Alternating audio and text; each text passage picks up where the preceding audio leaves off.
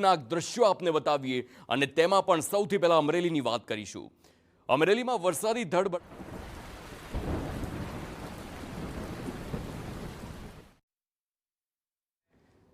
તો અમરેલીમાં વરસાદી ધડબડાટી જોવા મળી અને પારાવાર હાલાકીના દ્રશ્યો હવે આપની સ્ક્રીન પર આપ જોશો। અમરેલીમાં 24 કલાકમાં ભારે મેઘખાંગા થયા હોય તેવો વરસાદ વરસ્યો।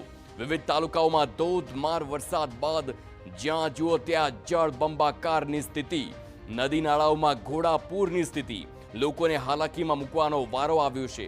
અમરેલી તાલુકાનું રીકડિયા ગામ સંપૂર્ણ જાણે પાણીમાં ગરકાવ થયું હોય તેવી સ્થિતિ છે।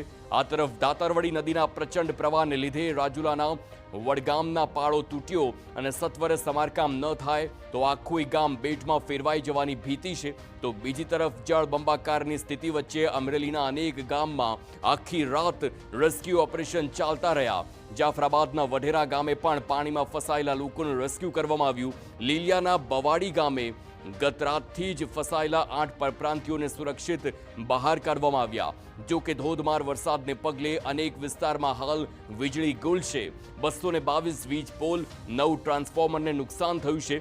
55 ગામમાં વીજ પુરવઠો ખોરવાઈ ગયો હોય તેવી હાલ માહિતી સામે આવી છે।